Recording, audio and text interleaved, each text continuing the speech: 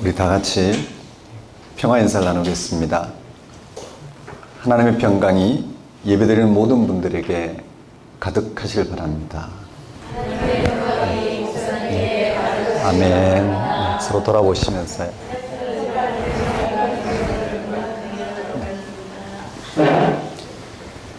오늘은 오순절 성령 강림절 후 5번째 주일입니다. 예수님은 다음과 같이 말씀하셨습니다. 나는 포도나무요 너희는 가지라. 그가 내 안에 내가 그 안에 거하면 사람이 열매를 많이 맺나니 나를 떠나서는 너희가 아무것도 할 수 없음이라. 여기서 열매는 예수님에게 연결되어 있는 사람에게만 나타날 수 있는 삶의 근원적인 능력을 가리킵니다. 그것이 무엇일까요? 핵심적으로 말하면 죄와 죽음으로부터의 해방입니다. 죄는 자기 절대화입니다. 자기 교만입니다. 자기 집중입니다.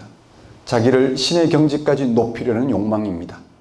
자기 절대화는 아주 매력적인 것입니다. 그래서 거짓말인데도 불구하고 사람들이 아첨을 좋아합니다. 그런 인정을 받기 위해서 전력 투구를 합니다. 피조물로서의 주제 파악을 못하는 것입니다. 이런 죄는 결국 자신을 파괴합니다. 예수를 믿는 사람들은 이러한 자기 절대로부터 자유로워집니다. 자기를 높이는 방식이 아니라 예수를 믿음으로 의를, 즉 구원을 얻기 때문입니다. 죽음은 우리를 허무와 절망에 빠지게 합니다. 이 세상이 그 어떤 것으로도 여기서 벗어날 수 없습니다. 우리 인생 목표가 다 성취된다고 해도 소용없습니다. 이 사실을 눈치채지 못한 사람은 생각이 없는 사람입니다. 예수를 믿는 사람들은 죽음의 허무와 절망으로부터 자유로워집니다. 예수님이 바로 부활의 주님이기 때문입니다. 그렇습니다. 죄와 죽음으로부터 해방이야말로 예수를 믿는 사람들이 맺어야 삶의 열매입니다. 거기에서만 세상을 새롭게 보고 살아갈 수 있기 때문입니다. 예배가 바로 그 시간입니다. 예수 그리스도를 통해서 죄와 죽음이 해방되는 삶, 그걸 꿰뚫어 보고 거기에 이루고자 온통 마음을 집중시키는 시간이 예배입니다. 다 같이 성령 강림절 후 5번째 주일 예배를 성부와 성자와 성령 이름으로 드리겠습니다.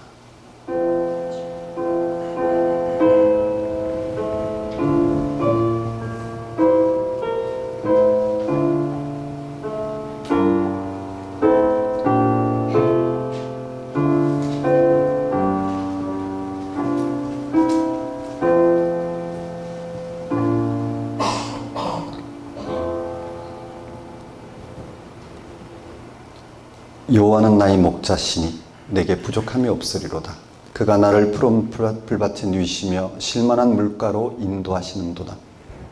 내 영혼을 소생시키시고 자기 이름을 위하여 의의 길로 인도하시는도다. 내가 사망의 엄침한 골짜기로 다닐지라도 해를 두려워하지 않을 것은 주께서 나와 함께 하심이라. 주의 지팡이와 막대기가 나를 안위하시나이다. 주께서 내 원수의 목전에서 내게 상을 차려주시고 기름을 내 머리에 부으셨으니 내 잔이 넘치나이다. 내 평생의 선하심과 인자하심이 반드시 나를 따르리니 내가 여호와의 집에 영원히 살리로다. 하나님 아버지, 세상을 선하게 창조하셔서 선한 창조대로 우리를 인도하시고 우리의 모든 삶에 부족함이 없게 하시는 목자이신 하나님 아버지를 이 시간 찬양합니다. 예수 그리스도 안에서 하나님의 생명을 나타내시고 그를 믿음으로 죄와 사망의 엄침한 인생길에서 벗어나 하나님의 생명에 참여하게 하신 목자이신 하나님 아버지의 크신 은혜를 이 시간 고백합니다. 예수 그리스도를 믿는 우리에게 영이신 하나님이 함께 하셔서 하나님의 생명을 충만히 누리게 하심으로 하나님의 선하심과 인자하심을 마음껏 맛보게 하시는 목자이신 하나님 아버지를 이 시간 경배합니다. 하나님 아버지, 예수님과 연합하여 예수님 안에서 드러난 하나님의 은혜를 헤아리고 그 은혜를 삶의 토대로 삼게 하소서. 한 주간 예수님 안에서 새롭게 시작한 삶을 알아보고 거기에 삶의 토대를 둔 성숙한 삶을 살게 하소서. 무엇보다 그런 삶이 완성될 순간을 기다리는 거룩한 소망으로 세상을 향한 고유한 소명을 감당하는 삶을 살게 하소서. 예수님의 이름으로 기도드립니다. 다 같이 경배의 찬송 27장 찬양 드리겠습니다.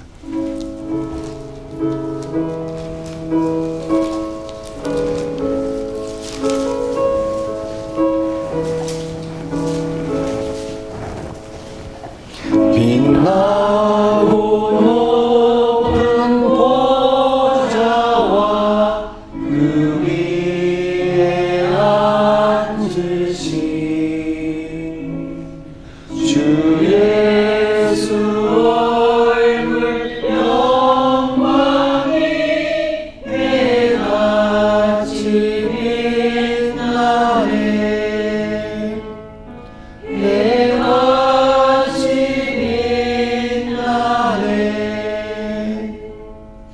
지극히 높은 위엄과 한없는 자비를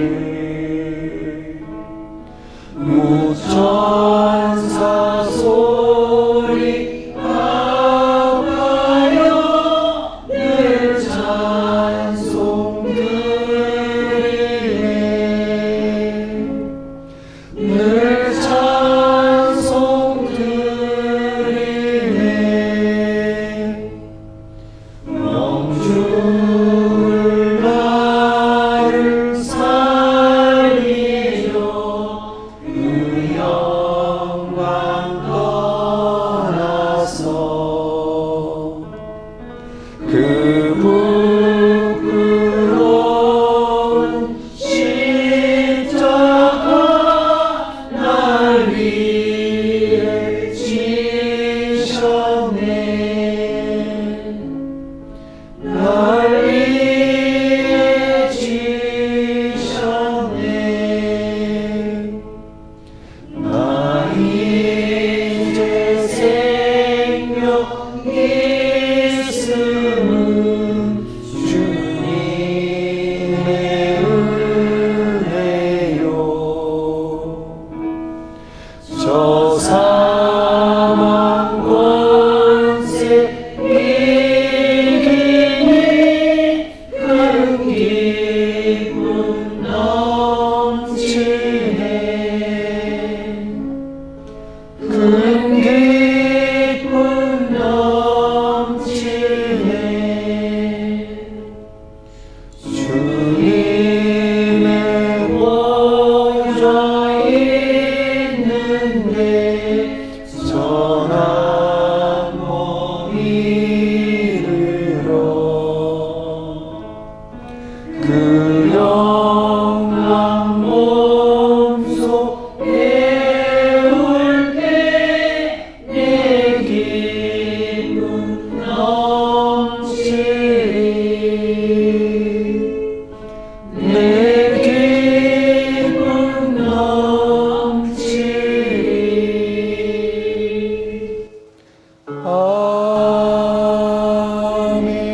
아멘. 다 같이 사도신경으로 신앙 고백하시겠습니다. 나는 전능하신 아버지 하나님 천지의 창조주를 믿습니다. 나는 그의 유일하신 아들 우리 주 예수 그리스도를 믿습니다. 그는 성령으로 잉태되어 동정녀 마리아에게서 나시고 본디오 빌라도에게 고난을 받아 십자가에 못 박혀 죽으시고 장사된 지 사흘 만에 죽은 자 가운데서 다시 살아나셨으며 하늘에 오르시어 전능하신 아버지 하나님 우편에 앉아 계시다가 거기로부터 살아있는 자와 죽은 자를 심판하러 오십니다. 나는 성령을 믿으며 거룩한 공교회와 성도의 교제와 죄를 용서받는 것과 몸의 부활과 영생을 믿습니다. 이 시간은 참회의 시간입니다.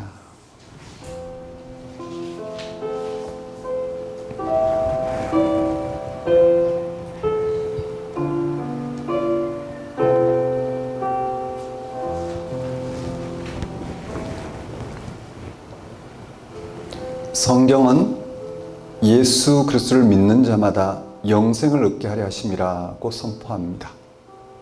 영생을 얻는다는 것은 영원하지 않는 이 세상의 무상한 삶으로부터 건짐을 받는다는 뜻입니다. 이것이 구원입니다. 구원은 모든 인류의 염원입니다. 다른 종교도 역시 이런 구원을 추구합니다. 종교만이 아니라 철학이나 정치 또는 학문과 사회운동도 다 그것을 목표로 합니다. 지금 대한민국의 현안인 민생 문제, 국가 경쟁력, 미래 먹거리 문제 등도 다 구원지향적인 것들입니다. 생명을 파괴하는 질서로부터 건짐을 받아야겠다는 노력들입니다. 초기부터 기독교는 구원이 예수 그리스도를 믿음으로 주어진다고 주장했습니다. 오늘 또 우리는 이 사실을 진리로 믿는 사람들입니다. 예수 그리스도를 통해서 구원을 경험한 사람들입니다. 그걸 믿지 못하는 사람들도 있습니다. 기독교인이라는 명분이 있지만 그걸 실감하지 못할 수도 있습니다. 믿는다는 게 무엇인지를 잘 생각해야 합니다. 여기서 중요한 것은 믿는 사람이 아니라 그 믿음의 대상입니다. 믿는 사람은 여러 가지 면에서 취약합니다. 자기 욕망의 실현을 믿음으로 착각하기도 합니다. 자기 연민을 믿음으로 포장하기도 합니다. 믿음의 대상에 초점을 놓고 다시 생각해야 합니다. 그 대상은 예수 그리스도입니다. 예수 그리스도에게 일어난 하나님의 구원 사건은 전후무후한 것입니다. 완전히 새로운 것이었습니다. 유대인들을 비롯해서 당시 아무도 예상하지 못할 정도로 놀라운 것이었습니다. 절대적인 평화와 기쁨이었습니다. 그래서 성경은 예수를 믿으면 영생을 얻는다고 말할 수밖에 없었습니다. 그야말로 전혀 새로운 차원의 구원에 대한 경험이었습니다. 이런 경험이 확고했기 때문에 초기독교인들은 유대교의 압력에 굴하지도 않고 자신들의 고유한 길을 갈 수 있었습니다. 믿음의 능력이 그들에게 나타난 것입니다. 이런 믿음의 능력으로 살아가기가 실제로는 쉽지 않습니다. 아무리 믿음으로 살려고 해도 세상 살이가 너무 복잡하고 힘들고 유혹적입니다. 어떻게 할까요? 일단 예수가 그리스도 즉 구원자란 사실을, 그에게서 죄의 용서가 일어났다는 사실에 집중해야 합니다. 믿음의 세계로 들어가려면 세상의 것들이 작아질 것이며, 믿음의 세계로 들어가면 세상의 것들이 작아질 것이며, 또한 세상의 문제가 작다는 사실을 알면 그때서야 예수에서 일어난 하나님의 구원 사건이 잘 보입니다. 희미한 사건이 또렷해집니다. 우리에게 우선적인 이 일을 생각하십시오. 예수를 믿는 자는 심판을 받지 않는다고 했습니다. 생명을 얻습니다. 여기서 말하는 생명은 단순히 수명이 늘어난다거나 다른 사람보다 좀 더 건강하게 산다는 것이 아닙니다. 하나님의 통치에 받아들여진다는 것입니다. 하나님의 생명 통치에 받아들여진다는 것입니다. 참으로 놀라운 일입니다. 그래서 그것을 영생이라고 합니다. 예수를 믿는다는 것은 이 사실에 자신의 운명을 맡기고 더 나아가서 지금 여기서 이미 그것을 실제 삶으로 살아내는 것입니다. 일단 그렇게 출발해 보십시오. 하나님께서 고유한 방식으로 능력을 허락하십니다. 믿지 못하면 능력도 없습니다. 십자가 달신 예수에게서 우리가 구원받았다 할 만한 그런 하나님의 생명 사건이 나타났다는 사실을 믿지 못하면 그걸 알아볼 수 없습니다. 우리의 모든 고백들은 헛것이 될 것입니다. 여러분이 이런 믿음의 능력 안에서 살아가기를 진심으로 바랍니다. 다른 것은 별로 중요하지 않습니다. 세상에서 인정받지 못하거나 교회 봉사나 헌금을 많이 하지 않아도 괜찮습니다. 그러나 여러분이 믿음의 능력으로 살아가는 건 절대적인 것입니다. 그를 믿는 자는 심판을 받지 아니하는 것이요 믿지 아니하는 자는 하나님의 독생자 이름을 믿지 아니함으로 벌써 심판을 받은 것이니라. 이 말씀이 여러분의 영혼에 깊숙이 각인되었으면 좋겠습니다. 사랑하는 성도 여러분, 한 주간을 돌아보십시오. 여러분은 세상살이를 어떻게 경험하고 사셨는지요? 세상에 무엇을 여러분의 행복으로 삼고 사셨는지, 누가 그것을 행복하다고 알려주셨는지. 우리 신앙인들에게 분명한 것은 십자가 달린 예수님을 통해서 하나님이 우리에게 하나님만이 줄 수 있는 생명을 보이시고 그를 믿음으로 우리에게 주셨다는 사실입니다. 우리는 이제 하나님 안에서 살아갑니다. 우리가 세상에 태어난 것은 하나님과 연결돼 하나님의 생명을 얻고자 태어났다는 걸 압니다. 그리고 세상살이가 끝나는 죽음과 함께 우리는 온전히 하나님께 받아들일 것입니다. 그 생명을 지금 알아보고 누리는 것, 그것이 우리가 이 세상의 모든 삶을 감당할 수 있는 참 능력이라는 것, 그것이 우리 기독교인의 믿음의 능력이라는 사실, 이 사실을 붙들고 또 한 주간 실험할 수 있도록 하나님께 회개와 간구를 드리도록 하십시다.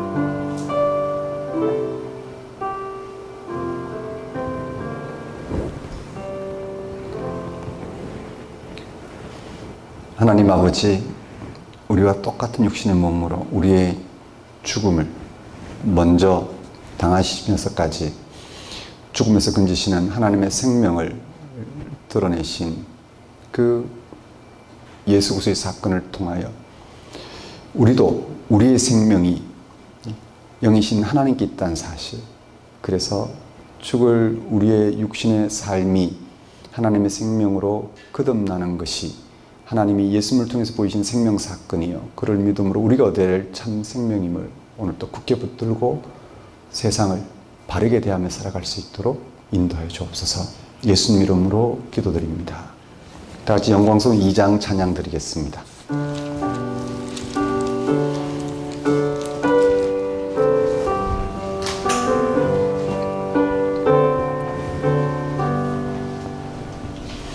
찬양 성부 성자 성령 성삼위일체께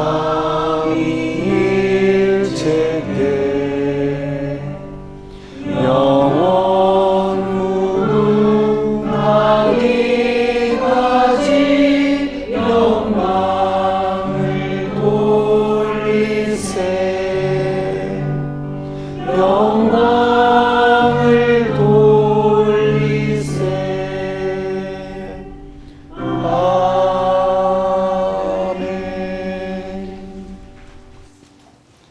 이 시간은 봉헌 시간입니다. 봉헌 찬송 77장 찬양 드리면서 준비한 예물 하나님께 봉헌하도록 하겠습니다.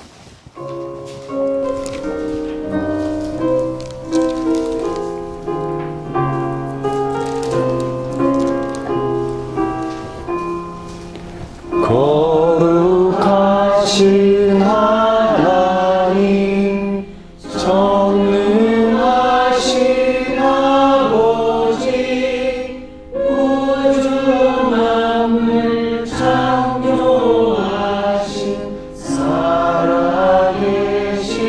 하나님, 아름다운 세상에 우리 살게 하시니 거룩하신 하나님께 경배 찬양합니다.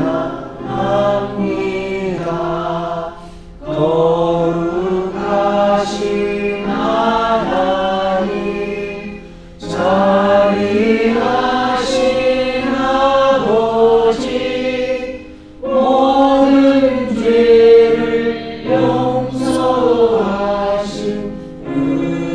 은혜로우신 하나님, 우리들을 인도해 생명길로 이끄신 거룩하신 하나님께 경배 찬양합니다. 거룩하신 하나님, 영원하신 아버지, 영생하는 말씀으로 복을 주신 하나님, 이 세상을 진리로 이끄시는 하나님, 거룩하신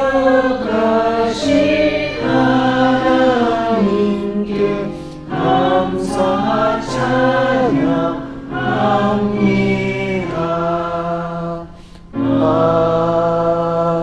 아멘. 주님, 우리는 예수님을 통하여 우리를 구원하신 하나님을 믿는 사람들입니다. 하나님께 우리의 운명을 맡긴 사람들입니다. 그런데 아무리 살펴봐도 우리에겐 겨자씨만한 믿음도 없어 보입니다. 겉으로는 하나님을 믿는 것처럼 보이지만 실제로는 그 믿음이 부끄러울 정도로 얄팍합니다. 하나님을 믿는다고 하면서도 사람들은 내 편, 네 편으로 구분하면서 내 편, 네 편으로 구분한다면 그게 무슨 믿음이겠습니까? 믿음으로 의롭다고 인정받았는데도 여전히 다른 사람이 내 마음에 들지 않는다고 미워하고 적대시한다면 그게 무슨 믿음이겠습니까? 하나님의 승리를 믿는다면서도 자기의 소원이나 바람을 위해 온통 매달려 살아간다면 그것 또한 무슨 믿음이겠습니까? 이 세상에 잠시 거하는 나그네여 손님인데도 수백 년 살 것처럼 많은 것을 소유하고 있다면 그게 무슨 믿음이겠습니까? 우리에겐 믿음이 크게 부족합니다. 그 부족한 믿음을 채우기 위해서 또는 믿음이 없다는 사실을 감추기 위해서 이렇게 여러 가지 일에 신경을 쓰고 있습니다. 주님, 우리를 불쌍히 여기시고 믿음의 모양을 내는 사람이 아니라 믿음의 능력 안으로 들어갈 수 있도록 오늘도 변함없이 불러주시니 감사합니다. 예수님을 통해서 주님과 일치를 통한 하나님만이 이 세상과 그 안에 만물을 창조하시고 지금도 유지하시며 고유한 방식으로 완성할 분이시고 우리는 하나님을 통해서만 생명을 얻으며 하나님을 통해서만 생명이 유지되며 완성될 자임을 피조물인 우리가 오늘 또 생생한 현실로 경험하고 받아들이게 하시니 우리가 어찌 하나님께 찬송과 영광을 돌리지 않을 수 있겠습니까? 하나님 아버지, 이러한 하나님의 다스림 가운데 살아가게 하신 하나님의 은혜를 이 시간 고백합니다. 우리의 모든 필요를 채우신 하나님께 감사 영광을 돌리는 것은 우리의 마땅히 행할 바이며 또한 지극한 기쁨임을 알고 하나님 앞에 들고 나온 우리의 예물과 헌신을 받아주소서. 우리로 생명의 주인 앞에 그 신비 앞에 그 약속과 미래 앞에 다만 순종하는 삶을 살게 하소서. 예수님 이름으로 기도드립니다. 네, 교회 소식을 전하는 시간입니다. 작은 교회 여러분 안녕하십니까? 현재 우리는 작은 교회로 살아가고 있습니다. 작은 교회는 그야말로 성경이 증언하는 하나님을 알아보고 그 하나님을 온통 신뢰하고자 하는 신앙인들을 가리킵니다. 말로만이 아니라 실제 그럴 수 있는 길을 알아보고 택하고 거기에 집중하고 있습니다. 그래서 우리는 함께 성경 말씀을 공부합니다. 그리고 성경이 증언한 하나님을 알아보고 나눕니다. 그리고 그 삶의 능력을 각자 경험하고 또 함께 경험할 수 있도록 서로 돕습니다. 그리고 지금처럼 우리가 신앙하는 하나님께 온전히 우리를 맡김으로써 또다시 그 하나님을 알아가고자 하는 삶의 동력을 얻고자 합니다. 여러분에게 작은 교회로 살아가는 그런 삶이 여러분의 삶을 풍성하게 할 뿐만 아니라 세상을 풍성하게 하는 하나님의 그런 역사를 여러분이 헤아리고 경험하며 살아갈 수 있는 신앙인들이 되셨으면 좋겠습니다. 작은 교회 예배 안내입니다. 일부 주일 예배, 지금 드리고 있는 주일 오전 10시 예배입니다. 2부 주일 예배, 작은 교회에 함께하는 다음 세대 예배인데 주일 오후 12시, 그리고 11시에서 12시 사이 1부와 2부 예배 사이에는 신앙탐구가 있습니다. 오늘 5차 신앙탐구 과정이 있습니다. 7월 4주간 예배 안내인데 오늘 첫 주입니다. 서초구 TMD 교육그룹 지하 1층에 드립니다. 다음 주 7월 둘째 주도 마찬가지입니다. 그리고 7월 셋째 주는 1박 2일 캠프가 있습니다. 다음 세대 함께하는 작은 교회 함께하는 다음 세대 1박 2일 캠프가 있습니다. 그래서 강원도 그 캠프장에서 예배를 드립니다. 함께 1박 2일 참여하는 분들과 예배를 드립니다. 오지 못하시는 분들은 집에서 온라인으로 가족과 함께 들으시면 될 것 같습니다.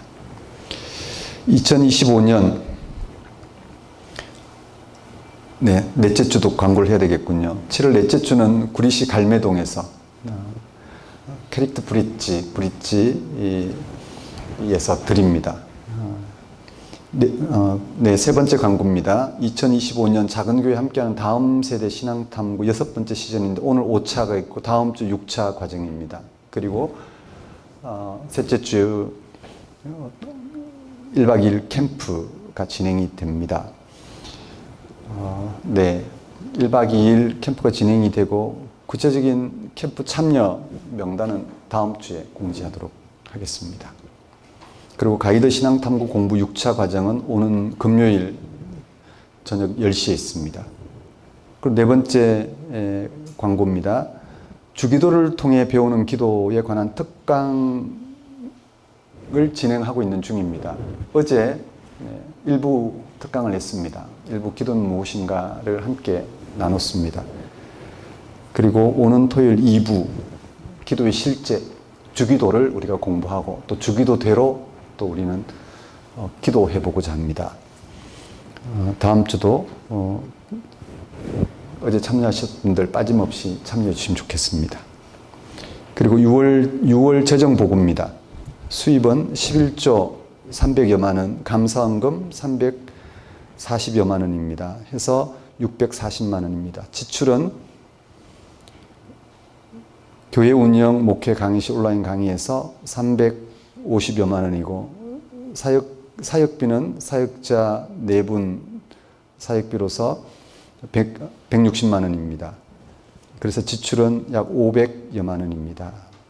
기도하겠습니다. 하나님 아버지, 한 주간 또 하나님 안에서 가장 풍성한 삶을 헤아리고 받아들이고 살아가도록 인도해 주시고 또 그런 인도하심에 따라 우리가 헌신하고 섬기고 나누며 살아갈 수 있도록 은혜를 베푸심을 감사드립니다. 또 한 주간 하나님 은혜 가운데 하나님의 풍성함을 맛보고 나누며 살아가는 저희들이 될 수 있도록 역사하여 주옵소서. 예수님 이름으로 기도드립니다. 네, 그럼 오늘 우리에게 주신 하나님 말씀 보겠습니다. 하나님 말씀은 마태복음 6장 9절에서 13절까지 말씀입니다.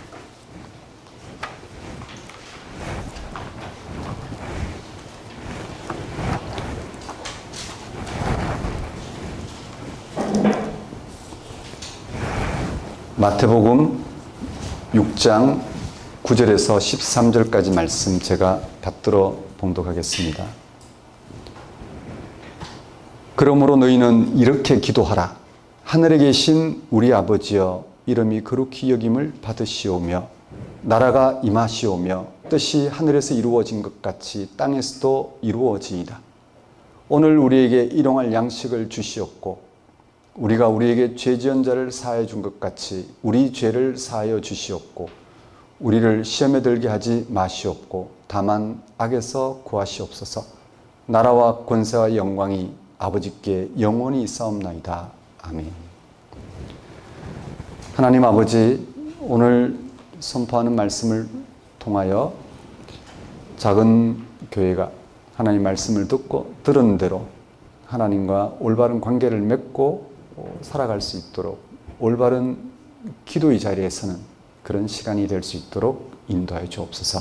예수님 이름으로 기도드립니다. 오늘 설교 본문은 마태복음 6장 9절에서 13절까지 말씀이고 제목은 기도는 무엇인가 두 번째 시간입니다. 우리가 하나님과 올바른 관계를 맺고 살아가는 데 있어서 꼭 필요한 부분이 기도라 할 수 있습니다. 조금 성숙한 기독교인이라면 누구나 성경이 증언하는 하나님께 관심을 기울이며 그 하나님께 기도를 드립니다. 이는 자연스럽고 당연한 것입니다. 성경이 증언하는 하나님과의 관계는 기도를 통하여 깊어지기 때문입니다. 현재 여러분들은 어떠십니까? 기도 생활 잘하고 계신지요? 그런데 적지 않은 수의 기독교인들이 기도에 어려움을 겪고 있습니다. 기도가 자연스럽고 당연하지 않습니다. 어떤 사람은 기도를 열광적으로 하면서도 힘들어합니다.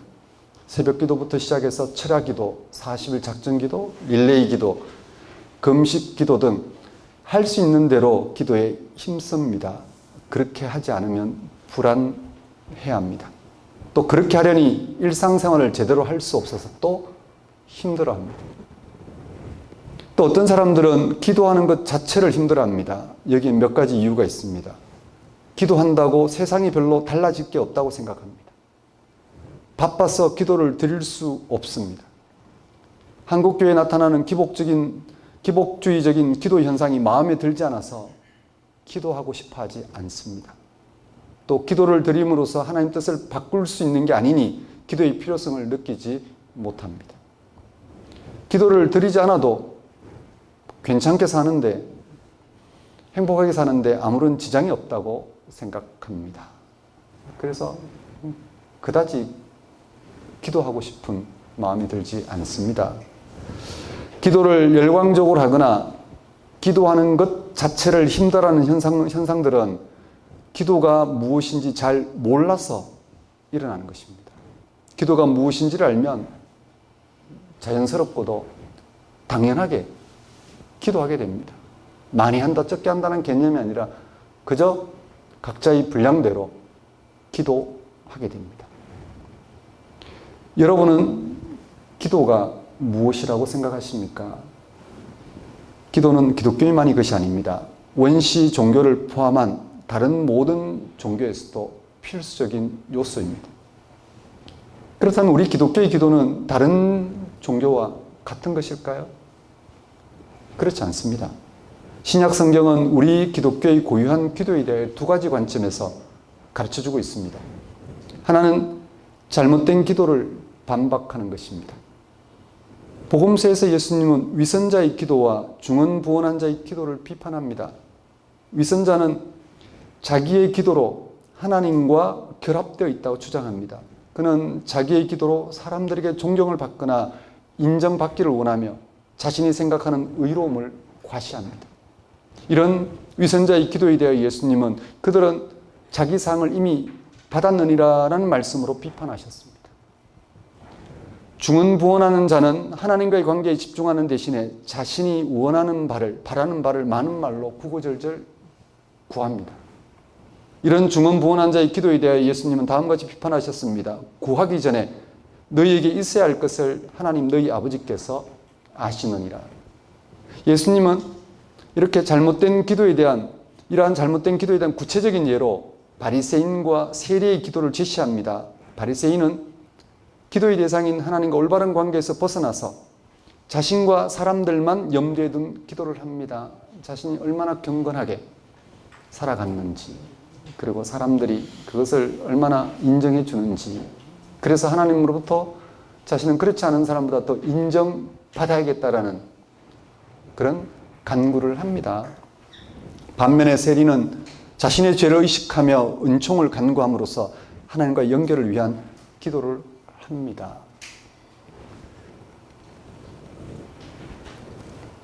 신약 성경이 가르쳐주고 있는 우리 기독교의 고유한 기도는 첫 번째 잘못된 기도를 반박하는 거고 살펴봤습니다. 두 번째는 올바른 기도에 대한 가르침입니다. 복음서는 예수님이 제자들에게 가르치신 주기도와 예수님 자신이 하나님께 드린 기도를 전하고 있습니다. 주기도는 우리가 하나님과 올바른 관계 안에서 드리는 기도의 모범입니다. 마태복음과 누가복음이 주기도의 내용을 전하고 있습니다. 오늘 읽은 본문은 마태복음 본문입니다. 복음서에는 주기도대로 예수님이 드린 기도를 전하고 있습니다. 대표적으로 예수님에게 십자가 죽음이 눈앞에 다가왔을 때 겟세마네 동산에서 예수님이 드린 기도입니다. 아빠 아버지여, 아버지께는 모든 것이 가능하오니 이 잔을 내게서 옮기시옵소서. 그러나 나의 원대로 마시옵고 아버지의 원대로 하옵소서. 예수님은 십자가의 죽음이 비껴 지나가게 해달라고 기도했습니다. 하지만 예수님은 기도하던 중에 자신이 구하는 기도를 내려놓고 하나님의 뜻에 집중했습니다. 하나님의 뜻은 세상을 구원하시는 하나님의 역사입니다. 예수님은 자신의 죽음이 하나님의 뜻을 이루는 길이라는 것, 즉 세상을 구원하는 하나님의 역사가 이루어지는 길이라는 사실을 깨닫고 받아들이고자 했습니다. 복음서뿐만 아니라 바울 서신 전체와 요한 서신 전체들, 그리고 나머지 서신들도 기독교의 모범적인 기도에 대하여 가르쳐주고 있습니다. 신약 성경이 전하는 우리 기독교의 고유한 기도는 무엇일까요? 우리는 정말 확실하게 알고 있을까? 우리 기독교의 기도는 한마디로 하나님에 대한 우리의 태도라 할 수 있습니다. 이게 무슨 말일까?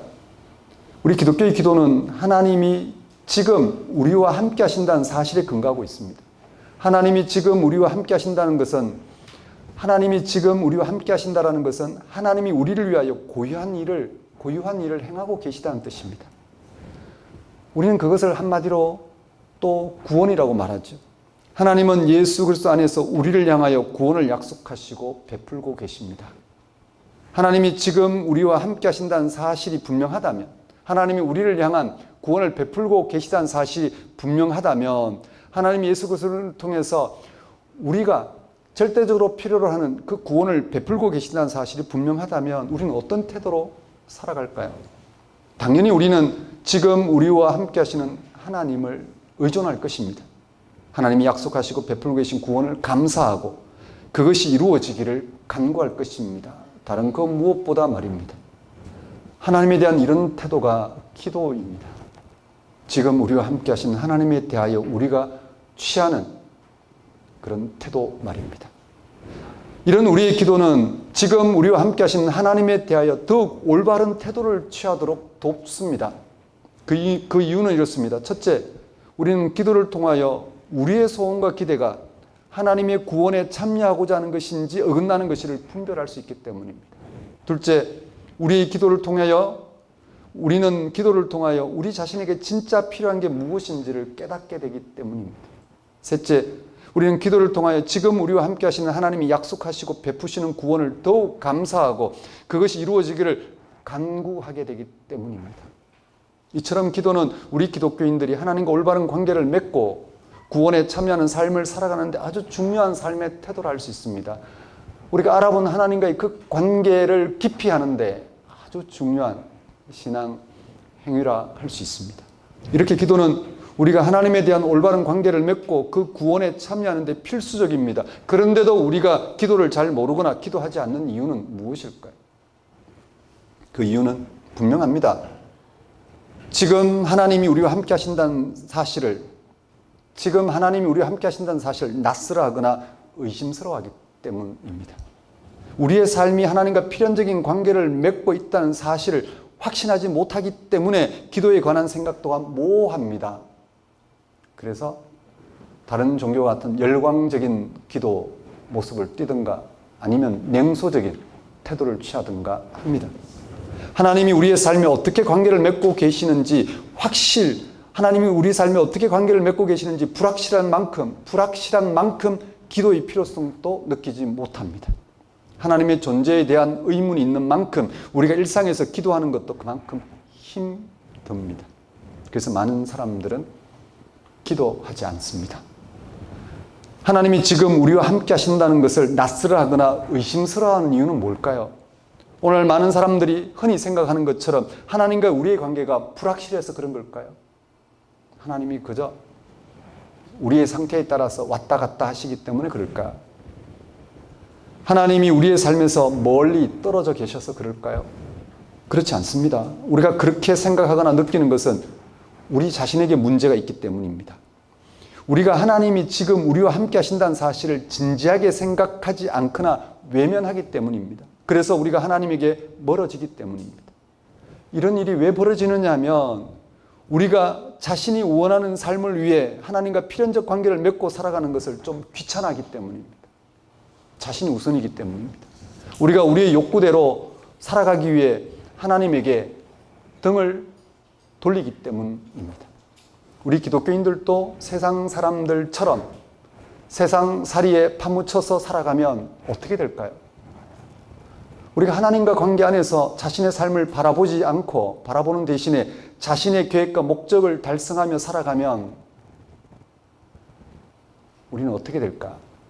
그렇게 살아가면 우리는 하나님과 필연적 관계를 맺고 살아가기가 어렵습니다. 이는 당연합니다. 하나님과의 올바른 관계보다 자신의 계획과 목적이 달성되는 것이 더 중요하기 때문입니다. 그걸 위해 하나님을 향해 애달퍼합니다. 하지만 그건 하나님과의 관계가 점점 소원해지는 그런 상황뿐입니다. 이런 삶의 자세에서는 우리가 기도의 필요성도 느끼지 못하고 기도하지 않게 됩니다. 설령 기도한다 해도 우리의 기도가 그저 그런 진부한 형식들로 굳어집니다. 그렇지 않다 하더라도 기도가 고통스러워집니다. 왜냐하면 기도가 더 이상 하나님과 연결된 삶 속에서 자연스럽고 당연하게 솟아나는 게 아니라 억지로 해야 하는 것으로 다가오기 때문입니다. 그런 기도라도 하지 않으면 그나마 느슨한 하나님과의 관계가 깨트려질 것 같은 위기에서 벗어나 보려는 노력에 불과하기 때문입니다. 실제로 하나님은 우리에게 가까이, 우리 모든 이들에게 가까이 계십니다. 우리의 어떤 상황에도 불구하고 정서적으로 우리가 거리감을 느낄 때나 또는 여러 가지 삶의 모습으로 불편함을 느낄 때나 변함없이 하나님은 우리와 가까이 계십니다. 이 사실을 어떻게 느낄 수 있을까요?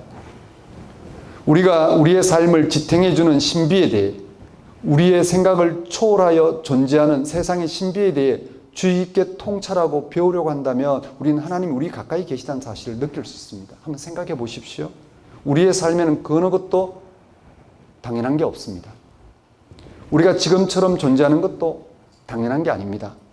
우리가 매일 아침 새로운 날을 맞이하는 것도 당연한 게 아닙니다. 내가 오늘 뭘 했기 때문에 내일이 오는 건 아닙니다. 우리가 활동할 수 있다는 사실, 우리가 우리를 둘러싸고 있는 이 세상을 오감으로 감지한다는 사실, 우리가 먹고 마실 수 있다는 사실은 그렇게 당연한 게 아닙니다. 우리의 삶을 이루고 있는 모든 것은 절대 당연한 게 아닙니다. 이러한 사실을 깨닫게 된 사람은 매 순간 감사하는 마음으로 살아가지 않을 수 없습니다. 그런 감사의 마음을 갖는 사람은 모든 삶을 가능하게 하시는 하나님의 존재를 의식할 겁니다. 자기 삶에 매몰되지 않고 자기 것에 매몰되지 않고 그 모든 것을 가능하게 한 대상에 눈을 돌리게 됩니다. 그 대상이 우리가 신앙하는 하나님이라는 것을 깨닫게 됩니다. 그리고 그 하나님께 감사를 돌리게 됩니다. 우리 기독교의 기도는 하나님이란 우리의 태도라고 했습니다. 하나님이 지금 우리와 함께 하신다는 사실을 느낄 수 있다면 우리는 어떤 태도를 취할까? 우리는 당연히 하나님께 감사할 것입니다. 왜냐하면 우리의 모든 것은 우리와 함께 하시는 하나님 덕분이기 때문입니다. 그렇다면 기도는 하나님께 감사하는 태도를 할 수 있습니다. 세상을 살아갈 때 어떤 사람은 감사하며 살아가고 어떤 사람은 그런 마음 없이 살아갑니다. 왜 이런 차이가 있고 그런 삶의 차이는 어떤 것일까요? 우리는 종종 도무지 감사할 만한 상황이 아닌데도 매 순간 감사하며 살아가는 사람들을 봅니다. 겉으로 볼 때 불쌍하다고 연민을 살 만한 위치에 놓인 사람들, 고단한 삶에 처한 사람들, 중병을 앓고 있는 사람들도 매 순간 삶에 대해 진정으로 감사하며 사는 사람들이 적지 않습니다. 그리고 그들은 이런 감사의 마음으로 인해서 즐거움을 느끼고 깨닫습니다. 이에 반해 우리 중 대다수는 살아가는 데 필요한 것들이 충분하다 못해 넘쳐나는데도 불구하고 더 이상 감사한 마음을 가질 줄 모릅니다. 조금이라도 부족하다 싶은 것이 생기면 참을 수 없다는 듯이 크고 작은 소동을 일으킵니다. 온갖 불평과 불만을 쏟아냅니다. 왜 이런 차이가 발생하는 것일까요? 그것은 삶을 당연한 것으로 여기느냐 여기지 않느냐에 달려 있습니다. 삶을 당연한 것으로 여기지 않고 선물로 신비로 여기는 사람은 매 순간 감사하는 마음이 바탕에 작용합니다. 원래부터 내 건 없습니다.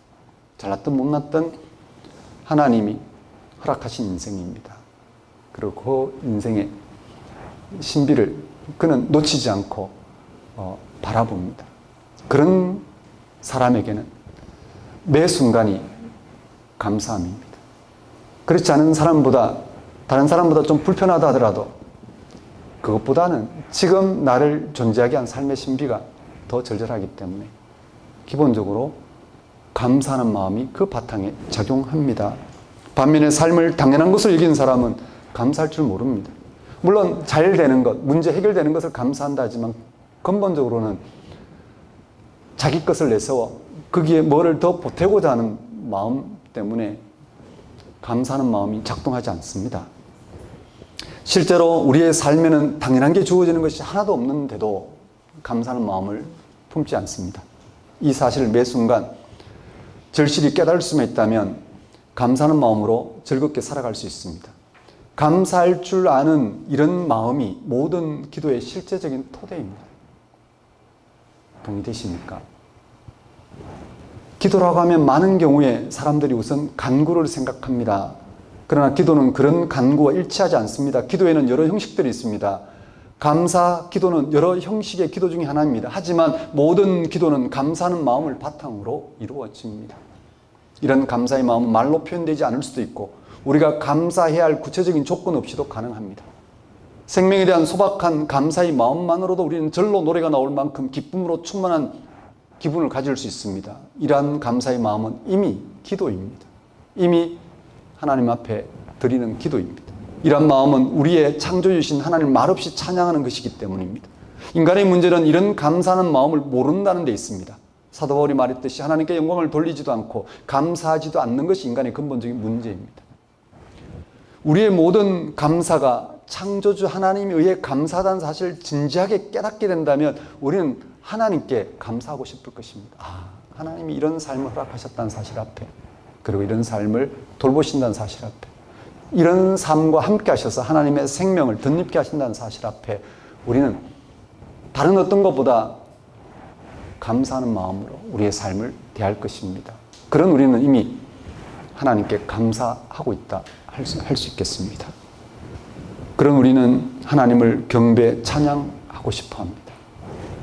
사도 바울은 그의 서신들에서 감사를 경배, 즉 하나님께 돌리는 영광과 연관시켰습니다. 우리의 생명에 대해, 하나님의 창조에 깃든 아름다움에 대해, 예수님에 의해 죄와 고난과 죽음이 극복되었다는 사실에 대해 하나님께 드리는 감사가 이제는 하나님에 대한 경배, 찬양으로 이어집니다. 이건 매우 자연스러운 것입니다. 왜냐하면 우리의 삶을 감사로 대할 만큼 하나님이 우리에게 이 삶을 선물로 주셨다는 사실 앞에 우리는 하나님께 감사합니다. 감사하면 할수록 하나님은 더 감사할 수 있는 그런 삶의 내용들을 보게 하시고 허락하시고 누리게 하십니다. 결국은 우리는 두 손 두 발 다 들고 우리의 모든 존재 근거를 하나님께 맡기며 하나님이 하시고자 하는 일이 우리를 향한 최고의 삶이라는 것을 확인합니다. 그런 우리는 하나님을 높이는 방식으로, 다른 어떤 것을 내세우거나 구하는 게 아닌 하나님을 높이는 방식으로, 하나님 우리에게 약속한 것을 구하고 그것을 주실 하나님을 찬양하면서 살아가는 태도를 보입니다. 사실 모든 기도는 경배로 이어집니다. 예수님이 가르쳐주신 기도도 역시 하나님의 영광을 찬양하는 것으로 끝을 맺습니다. 나라와 권세와 영광이 아버지의 것입니다. 모든 기도는 하나님을 향한 경배에서 최종 목표에 도달합니다. 우리의 기도가 하나님에 대한 우리의 태도라고 할 때 가장 우선되는 태도는 하나님께 감사하며 경배하는 마음이라 말씀드렸습니다. 더 나아가 감사와 경배의 마음에서 우러나오는 간구도 하나님에 대한 우리의 태도 중 하나라 할 수 있습니다. 여기서 중요한 것은 우리의 간구 중에 하나님께 감사하며 경배하는 마음으로부터 우러나오는 간구입니다. 그런 간구만이 응답을 받습니다. 요한복음 다음같이 전합니다. 너희가 내 안에 거하고 내 말이 너희 안에 거하면 무엇이든지 원하는 대로 구하라. 그리하면 이루리라. 예수님 안에서 하나님께 감사하며 경배할 만한 하나님의 일들이 이루어지고 있습니다. 우리가 그것을 알아보고 하나님께 감사하며 경배하는 마음으로 그것이 이루어지기를 구하는 간구는 응답받습니다. 이미 하나님이 약속하신 상황이기 때문입니다. 그래서 주기도는 하나님의 이름이 이 땅에서 거룩해지며 하나님 나라가 도래하며 하나님 뜻이 이루어지기를 바라는 간구로 시작합니다. 또한 그대로 이어지는 기도, 일용할 양식과 제 용서에 대한 간구도 역시 하나님이 사랑을 베풀어서 우리에게 선물로 주고 싶은 것을 주시기를 바라는 것입니다. 우리는 하나님을 보채서 그의 뜻을 바꿀 수 없습니다. 우리의 원하는 것을 관철시킬 수는 없습니다. 단지 우리의 개인적인 욕망으로 구하는 기도는 응답받지 못합니다. 오히려 하나님 관계를 어긋나게 만들 뿐입니다. 우리가 바라고 기대하는 것들이 하나님 뜻에 일치할 때만 응답을 받을 수 있습니다. 아니, 하나님이 약속하시고 우리에게 응답하신 그 내용을 우리가 알아보고 바라고 구하는 것, 그것이 우리에게 이루어지는 응답을 전제로 하고 있습니다. 그렇다면 우리가 하나님께 간구한다는 게 무슨 의미가 있는 것일까? 하나님의 뜻은 애당초 우리의 간구와 상관없이 이루어지고 있다면 우리가 하나님께 간구한다는 게 무슨 의미가 있을까? 예수님은 많은 말로 기도하지 말라고 말씀하셨습니다. 왜냐하면 우리가 구하기 전에 우리에게 있어야 할 것을 하나님 아버지께서 아시기 때문이라고 했습니다. 인간이 살아가는 데는 늘 필요한 것들이 따라붙기 마련입니다. 가령 육신의 몸으로 살아가는 인간은 먹고 마시고 입어야 삽니다. 그런 삶에는 먹을 것, 마실 것, 입을 것들이 필요합니다. 이는 우리의 삶에 당연한 것이 없다는 사실을 말해줍니다. 이런 깨달음을 얻은 사람은 한편에서는 감사하고 다른 한편에서는 자신에게 진짜 필요한 것이 무엇인지를 알게 됩니다. 당연한 게 없습니다. 그러니 지금 나를 중심으로 내 삶을 설계하고 그게 덧붙여야 될 그것이 그렇게 필연적이지 않다라는 것입니다. 대신에 나와 같은 이런 삶을, 지금 현재 나와 같은 삶을 허락하신 하나님으로부터 우리 가운데 주어져야 될 진짜 필요한 게 뭔지를 알아보고 그것을 구하는 자리에 서게 된다는 말씀입니다. 다시 말씀드립니다. 우리의 삶에 당연한 것이 하나도 없습니다. 이런 깨달음을 얻은 사람은 한편에서는 감사하고 다른 한편에서는 자신에게 진짜 필요한 것이 무엇인지를 알게 됩니다. 우리가 감사할 때 그것은 우리에게 모든 것을 베풀어 주신 창조주 하나님을 향한 감사입니다. 마찬가지로 우리가 우리의 진짜 필요를 느낄 때도 그것은 우리보다 우리의 필요를 먼저 아시고 공급하시는 창조주 하나님을 향한 말없는 간구입니다. 마치 아기가 배고픔을 느낄 때 그것은 엄마를 향한 말없는 요구인 것처럼 말입니다. 그건 우리가 구하지 않아도 이미 구하는 것 같고 하나님은 그런 우리의 필요를 채우기 위해서 이미 그렇게 우리와 함께 하셔서 그 일을 베풀고 계시다는 말씀입니다. 설령 우리가 우리의 진짜 필요를 느끼지 못할 때조차도 진짜 필요를 위한 간구가 이루어집니다. 우리는 우리를 공허하게 만들거나 황폐하게 만드는 것들 속에서 행복과 만족을 찾으려고 애를 쓰곤 합니다. 그렇게 되면 결국 우리는 우리를 위해 무엇을 간구해야 좋을지 알지 못하게 됩니다. 그런 우리를 위해서도 하나님은 도우십니다. 사도 바울은 우리가 무엇을 간구해야 좋을지 도무지 알지 못하는 순간에도 성령께서 우리가 필요한 것을 위해 대신 간구하신다고 합니다. 우리가 다른 데 한눈을 파는 한이 있더라도 그래서 진짜 우리의 필요를 조금도 알아보지 못하고 우리가 원하는 것을 위해서 넋을 놓고 살아갈 때조차도 영이신 하나님 우리와 함께 하셔서 우리의 필요를 채울 뿐만 아니라 우리를 대신해서 그걸 구하고 또 베푸는 이런 역사를 행하신다는 말씀입니다. 이런 놀라운 역사는 우리가 예수 안에서 하나님이 우리와 가까이 계심을 감사하고 경배하면서 하나님과 하나로 연결될 때 우리는 그렇게 역사하고 있다는 사실을 알아봅니다. 우리가 하나님과 연결되어 있으면 우리가 우리에게 무엇이 좋은 것인지 분간하지 못해서 하나님께 무엇을 간구해야 될지 알지 못할 때조차도 성령이 말없는 탄식으로 우리를 대신해 주고 계신다는 사실을 우리는 간접적으로 확인할 수 있습니다. 그리고 시간이 가면 그렇게 우리의 삶이 하나님에 의해서 채워지고 있다는 사실을 확인하게 됩니다. 그렇다면 우리가 우리의 필요를 위해 드리는 구체적인 간구는 무슨 의미가 있을까요? 이미 우리의 진짜 필요를 느끼는 것이 하나님을 향한 말없는 간구라고 했습니다. 그리고 우리가 무엇을 간구해야 좋을지 모를 때도 성령은 우리를 위해 하나님께 간구한다고 했습니다. 그런데 우리가 우리의 필요를 위해 구체적으로 간구하는 것이 필요할까요? 그냥 알아서 좋은 거 주시겠지 하고 살면 안 될까요? 우리가 감사 기도할 때는 감사하는 마음이 우리 창조이신 하나님에 대한 감사라는 걸 깨닫고 진정으로 하나님께 감사하게 되죠. 마찬가지로 우리가 간구할 때는 우리에게 무엇이 필요한가를 깨닫는 일이 중요합니다. 그러므로 간구할 때는 무엇보다도 자기 성찰의 요소가 포함됩니다. 간구할 때 우리의 소원과 기대가 하나님의 뜻과 어떤 관련을 맺고 있는지에 대한 성찰이 수행된다는 말입니다. 이러한 모든 성찰은 설령 구체적으로 표명되지 않는다더라도 이미 간구라 할 수 있습니다. 이 경우에 가장 중요한 것은 우리가 하나님께 감사하며 경배하는 마음으로부터 우리의 소원을 아뢰므로써 어떤 게 하나님의 뜻에 어긋나는지 깨달을 수 있다는 사실입니다. 우리가 하나님께 감사하며 경배하는 마음으로 간구함으로써 우리에게 필요한 게 무엇인지에 대한 성찰이 이루어집니다. 거기서 우리의 소원 중에서 하나님 뜻에 어긋나는 것들이 정화됩니다. 예수님도 겟세마네 동산에서 바로 이런 경험을 하셨습니다. 예수님은 십자가 운명으로부터 자신을 지켜달라고 기도한 후에 나의 뜻이 아니라 아버지 뜻대로 이루어지소서라는 기도로 마치셨습니다. 간구에는 이러한 투쟁이 발생합니다. 우리를 향한 하나님 뜻이 무엇인지 알고 받아들이기 위한 투쟁말입니다. 그래서 우리의 구체적인 강구는 하나님 뜻대로 구함으로 응답이 이루어져 감사와 경배로 연결되기도 하고, 잘못된 방식으로 구하다가 하나님 뜻을 알아보고 돌이키게 된 회개의 방식으로 응답이 주어지기도 합니다.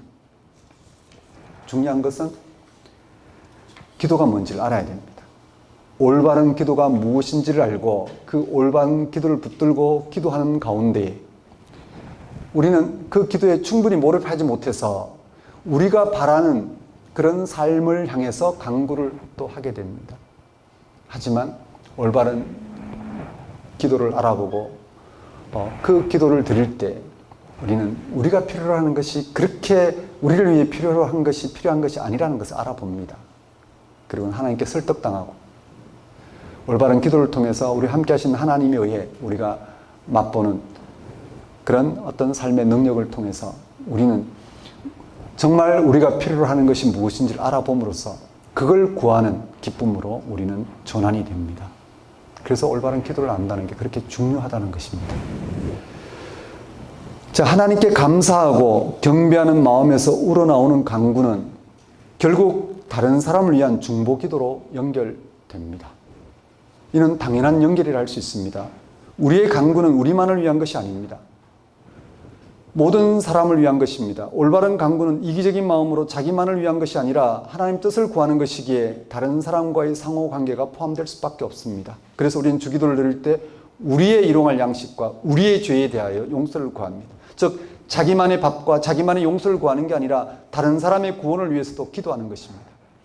우리가 어떤 기도를 드리든지 간에 우리의 삶과 우리의 소원과 우리의 추구하는 바가 모든 사람을 구원하시려는 하나님의 목표를 지향할 수밖에 없습니다. 왜냐하면 하나님은 이미 모든 사람을 위해 존재하시며 그의 사랑은 모든 사람들을 대상으로 하기 때문입니다. 예수님이 당하신 십자가의 죽음은 우리를 하나님과 그의 생명으로부터 갈라놓을 수 있는 세력이 그 어디에도 없다는 사실을 모든 사람에게 확실히 보증해 주셨습니다. 예수님이 하나님의 뜻에 따라, 즉 하나님이 정하신 때에 모든 사람을 대신하여 죄의 대가인 죽음을 지불하셨습니다.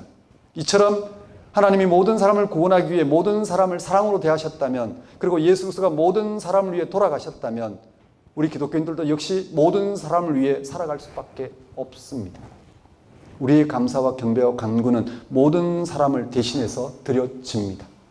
누구를 배척하거나 나를 내세우기 위해 하나님께 기도하는 게 아닙니다. 우리 하나님을 신앙하는 것은 세상을 적대시하기 위해서가 아닙니다. 적대시하는 방식으로 살아가는 세상이 하나님 사랑 안에서 모두가 화평을 이룬다는 사실, 이걸 받아들이고 그걸 삶의 방식으로 삼고 그걸 목표로 그런 방향으로 나아가는 것을 의미합니다. 우리 기독교인들은 모든 사람을 대신해서 하나님께 감사하고 하나님을 경배합니다. 우리는 모든 사람과 그들의 구원을 위해 그들을 대신해서 하나님께 중보의 기도를 드립니다. 그렇지만 기도는 기독교인의 실제적인 실천을 대체하는 대용물이 아닙니다. 우리의 기도는 누군가를 돕는 실천적인 일과 관계없는 게 아닙니다. 우리의 기도는 오히려 우리가 살아갈 목표를 설정하고 또 그것을 설득하고 우리가 행동할 방향을 제시해 줍니다. 따라서 오늘 우리가 모든 사람의 구원을 위해 드리는 기도는 구체적인 방식으로 수행되는 선교 일과 병행될 수밖에 없습니다. 우리의 기도는 우리가 누리는 하나님의 사랑과 그의 구원에 대한 복음을 다른 사람들도 누릴 수 있도록 하는 고유한 역할을 감당하게 합니다. 그래서 모두 함께 하나님께 감사하며 경배하며 간구하는 삶을 살아가도록, 그래서 그것을 통해 기쁨과 평화를 누릴 수 있도록 그렇게 함께하게 합니다. 다시 말씀드립니다. 그래서 우리는 기도를 통해 우리의 고유한 역할을 감당하게 됩니다. 모두 함께 하나님께 감사하며 경배하며 간구하는 삶을 살아가도록, 그래서 모두 함께 하나님 안에서 기쁨과 평화를 누리도록 우리가 마중물이 되거나 아니면 우리가 그런 토대가 되거나 섬기는 장이 기꺼이 되고자 하는 것입니다. 우리가 지금 우리와 함께 하시는 하나님께 감사하고 간구하고 중보하는 것이 기도입니다. 우리가 이렇게 기도할 때 다음과 같은 일을 경험합니다. 첫째, 우리는 기도를 통해서 하나님의 뜻을 알게 되며 그 뜻을 실천하게 됩니다. 둘째, 기도를 통해서 우리는 우리 자신만의 소원이라는 좁은 울타리를 뛰어넘게 됩니다. 나의 소유 위주의 삶, 나의 삶의 성취 위주로 살아가지 않습니다. 그게 그렇게 큰 의미가 없다는 사실 깨닫게 됩니다. 초월하게 됩니다.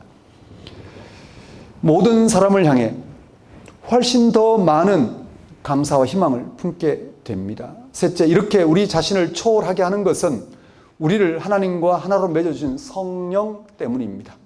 성령은 우리가 우리 일상에 있는 사소한 것을 감사하기 시작할 때 이미 우리 마음에 들어와 계십니다. 자기 것을 내세울 때는 경험할 수 없습니다. 자기 중심적으로 살아갈 때는 경험할 수 없습니다. 삶이 당연하지 않다는 사실 앞에 내가 지금까지 내 것을 가지고 뭔가를 이루려고 하는 그런 삶에서 벗어나기 시작할 때부터 성령은 하나님과의 관계를 깊이 있게 합니다. 하나님의 존재를 의식하게 하고 그 하나님과의 관계를 통해서 우리의 삶을 새롭게 헤아리게 하는 능력으로 작동합니다. 그런 과정에서 성령은 우리가 필요로 하는 것을 정화시켜 나갑니다. 우리의 소원을 정화시켜 나갑니다. 우리 자신만을 위한 필요에서 벗어나 모든 인간의 구원을 향한 하나님의 뜻과 하나 되게 합니다. 그것이 우리의 삶의 방식이 되고, 그것이 우리의 유익이 되고, 그것이 우리의 삶의 능력이 되고, 그것이 우리의 미래가 되고, 그것이 우리의 성숙한 우리의 삶의 완성이 된다는 사실을 보게 합니다. 그리고 그분의 뜻이 이루어지는 것이 우리의 모든 필요가 지향하는 목표가 되게 하십니다. 왜냐하면 하나님이 가까이 계실 때 우리 자신의 필요는 잠잠해지고 궁극적인 필요를 깨닫게 되기 때문입니다. 지금 나를 위주로 살아가는 삶에서 내려오게 됩니다.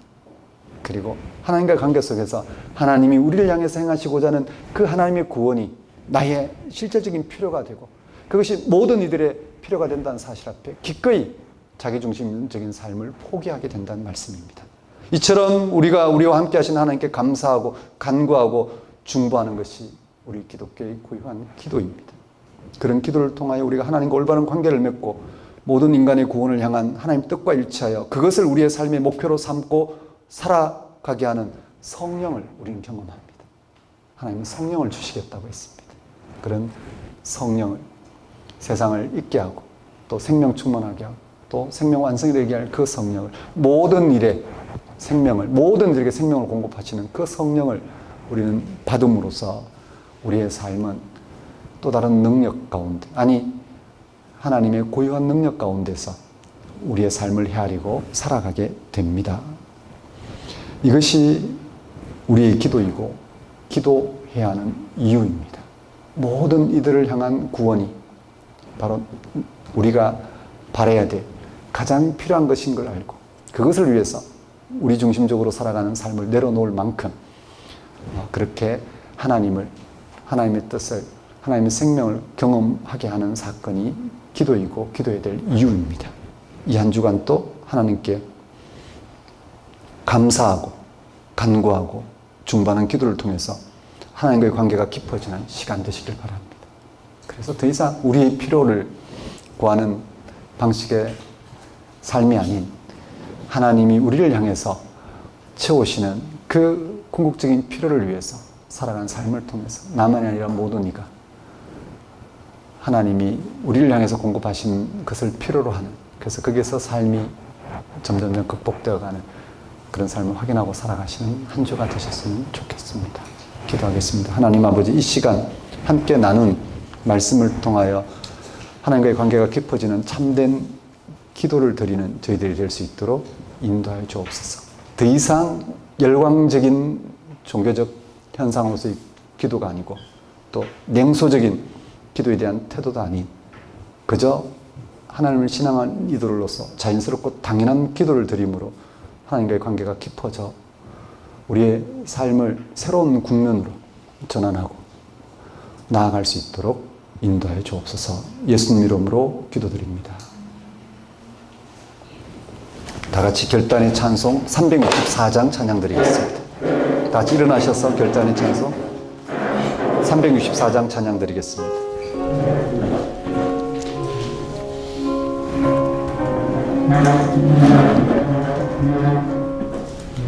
내 기도하는 그 시간 그때가 가장 즐겁다. 이 세상 근심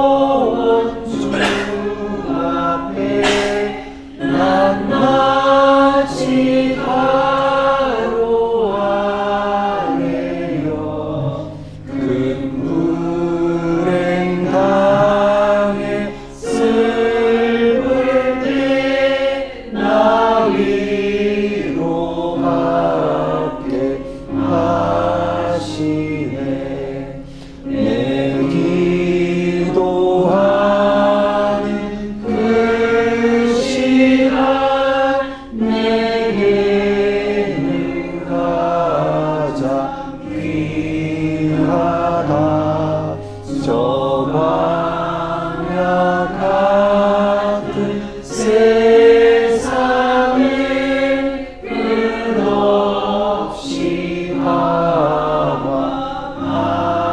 방황하면서 위대한 길로 나갈게 주께서 나를 이끌어 그 보좌 앞에 나아가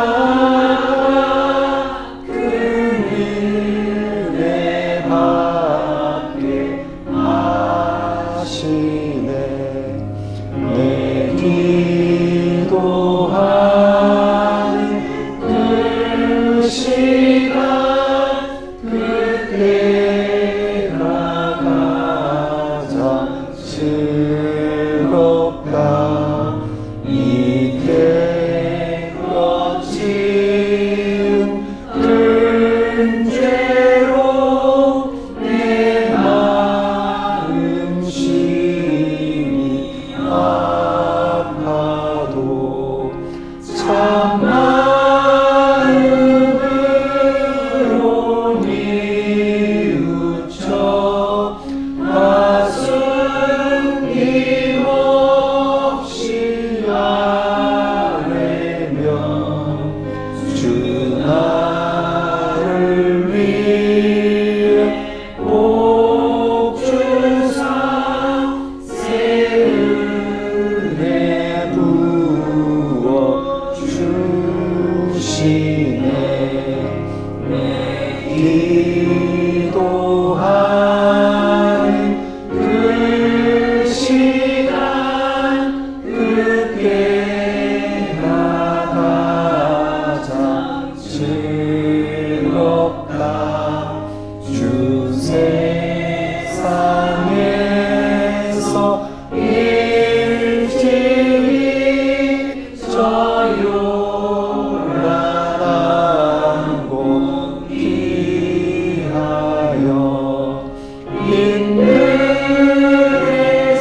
인들에서나 산에서 온 마음을 세워 지내사 주 예수 친히 기도로 큰 본을 보여 주셨네. 아멘. 기도하겠습니다. 이제는 우리 주 예수 그리스도의 은혜와 하나님의 원하신 사랑과 성령님의 교통하심이 우리와 함께 하시는 하나님께 감사하고 간구하고 중보하는 기도를 통하여 우리가 하나님과 올바른 관계를 맺고 모든 인간의 구원을 향한 하나님의 뜻과 일치하여 그것을 우리의 삶의 목표로 삼고 살아가고자 결단하는 주의 백성 위에 영원히 함께 하시기를 축원합니다.